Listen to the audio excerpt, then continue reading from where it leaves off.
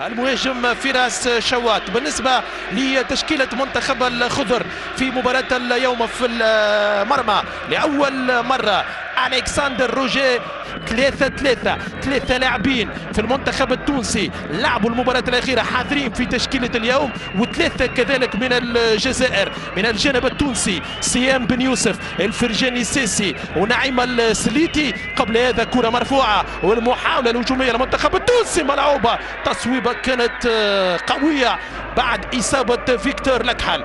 يعني ما عندوش الحظ فيكتور لكحل في أول مباراة مع المنتخب الجزائري. ألكسندر أوكيجا، كرة من نعيم سليتي، يلعب الكرة يرفع على مستوى القائم الأول، لكن التصويبة الرأسية من سيام بن يوسف. كرة تعود مرة أخرى لدفاع المنتخب التونسي من جانب ياسين مرياح. فرجاني السيسي يلعب بالنار، وكرة في ركلة مرمى، لعب بالنار فرجاني السيسي مع ياسين مرياح في الكرة الأخيرة ولم يستغلها بغداد بونجاح. كرة لمسة من جانب فاروق بن مصطفى، يلعب كرة طويلة تعود مرة أخرى من جانب المنتخب الجزائري. هذه كرة بغداد، تدخل من الحارس فاروق بن مصطفى من جانب رياض محرز في الكرة الأخيرة. يلعب كرة والتصويب الراسية ممتازة كانت من عيسى ماندي. جالت السراي التركي في المحاولة الأخيرة يطلب مواصلة اللعب، وهذه كرة محاولة جول خطيرة. المحاولة والهجمة للمنتخب الجزائري من جانب رياض محرز. ملا كرة رياض محرز، كرة والتلاعب بدفاع المنتخب التونسي. رياض مع أسامة الحدادي صوب كرة لم تكن بعيدة على القائم الأيمن لفاروق بن مصطفى. لمسة الوانتو ناجحة مع سعيد بن رحمة ورياض محرز اللي ما يرحمش في هذه المنطقة في الباكس، يصوب ولمسة إمكانية لدخول يوسف المساكني. النمس ذكريات مع المنتخب الجزائري بالنسبة ليوسف المساكني، وتحية من الجماهير الجزائرية. أكيد المساكني هدف 2013 لا يزال في البال في مرمى رايس المبولحي، وهذه كرة من بغداد تضيع على المنتخب الجزائري.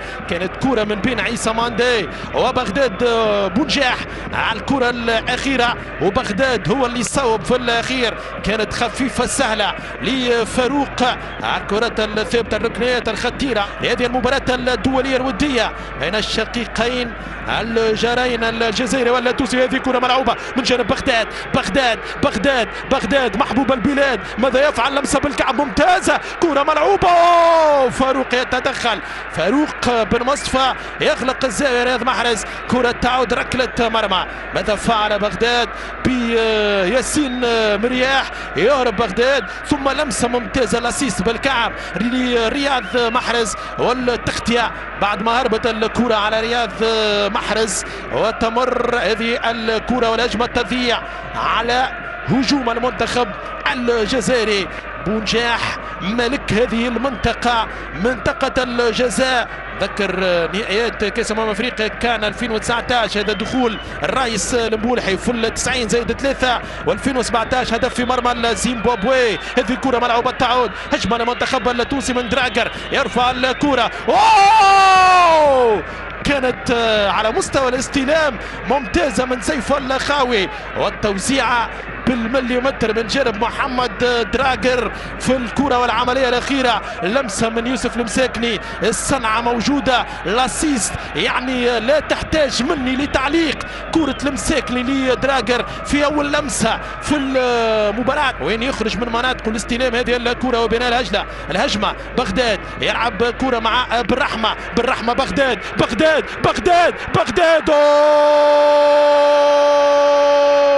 يزفر ضده حكم المباراة سمير كزاز. لا وجود للبيلانتي في تقدير الحكم المغربي. بغداد بونجاح في بداية الهجمة، بغداد في نهاية الاتاك، بغداد بونجاح. هذه الكرة لو ممكن مخرج المباراة يعيد، يعني كان هناك تاكلينج من فرجاني ساسي، لكن هل تعمد بغداد بنجاح السقوط أم لا؟ هل تعمد السقوط أم لا؟ ممكن من خلف المرمى من زاوية أخرى، من هنا تكون أوضح. هناك بينالتي أم لا؟ كرة بين ساقين مرياح، مهارات فنيات كبيرة. أعتقد أنه ركلة الجزاء صعبة بكل حيادية. ملا كرة ملا عظمة ترجع مرة أخرى في وسط الميدان من جديد، تعود جزائرية. كرة في ذات اللحظة يعلن الحكم الدولي المغربي سمير كزاز على نهاية هذا الشوط الأول بالتعادل 0-0 في هذه المباراة الدولية الودية بين المنتخبين الجزائري والتونسي هنا في مدينة البليدة، في مدينة وعاصمة الورود الودية بين المنتخبين العربيين الشقيقين الجارين الجزائري والتونسي. شوط أول انتهى بتعادل الأصفار.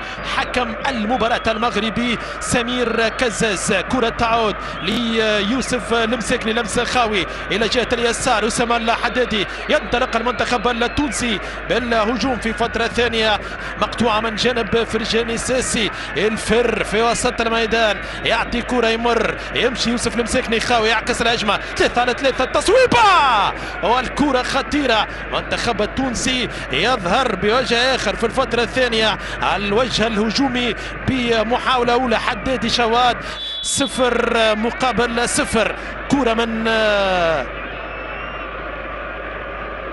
تايدر هو اللي نفذ الكرة، يلعب الكرة بغداد بنجاح. هذا هو بغداد، كاد يفعلها، كاد يحطها بالراس. بغداد بنجاح سجل عديد الاهداف في مرمى فاروق بن مصطفى، بل هي علاقة أخوة وعلاقة قرابة عائلية، علاقة مصاهرة كذلك. نعيم السليتي متزوج بجزائرية، سيام بن يوسف والدته جزائرية، وفراس شوات. شوات يذيع كرة المباراة، كرة الهدف الأول بعد خطأ من جانب الدفاع الجزائري. فراس يضيع الكرة راس كان مع الحارس ألكسندر أوكيتشا. هذه الكرة من يوسف عطال على مستوى إعادة الكرة للحارس أوكيتشا، ملا خطأ في الرولانس في إعادة الكرة إلى فراس شوات. والشوات شوط أول هجومي بالأساس للجزائر، دفاعي تونسي. شوط ثاني تقلبت المعطيات، وهذا يوسف يوسف يمر، يوسف يطالب بالمخالفة وبالبيلانتي. سمير الكزاز يطلب اللاعب، فنيات كبيرة أمام 3 مدافعين. يوسف المساكني، هذه كرة خطيرة. جول لا، فرصة أخرى تضيع على بغداد بنجاح لما كان مخرج المباراة بصدد إعادة كرة يوسف المساكني. بغداد بنجاح يهرب في ظهر سيام بن يوسف. كرة للهدف الأول للجزائر، كرة خطيرة، فرصة أخرى حقيقية. 9 للجزائر، 5 لتونس، و7 تعادل، 21 مباراة رسمية. وهذه كرة من علي معلول يحط كرة على الساق اليمين، يصوب لكن يتباطأ في دفاعات المنتخب الجزائري. ثغت وأغلاط، يعني أخطاء كبيرة في دفاعات المنتخب الجزائري في هذا الشوط الثاني. وهذه كرة رأسية. المنتخب التونسي في المستوى الأول، المنتخب الجزائري في المستوى الثاني. وهذه كرة من يوسف عطال. قبل هذا عطال يلعب كرة محرز وبينالتي، ضربة جزاء للمنتخب الجزائري. رياض محرز، العرقلة من مرياح، ومحرز بذكاء بدهاء بفطنة كبيرة. محرز يتحصل على البينالتي في 69 دقيقة لعب. منعرج جديد في هذه الودية، منعرج آخر في هذه المباراة. رياض محرز، والعرقلة موجودة العرقلة من ياسين مرياح. ممكن من هنا الصورة لياسين مرياح والتدخل أمام رياض محرز. كان هناك لمس، هو اللمس في منطقة الجزاء، يعني إن كان خفيف. بغداد محبوب البلاد، بغداد بنجاح بغداد فاروق بغداد جول جول جول جول جول جول جول جول جول بغداد بونجاح 1-0 يعطي التقدم للمنتخب الجزائري امام المنتخب الوطني التونسي. هدف بغداد بونجاح من ركلة جزاء.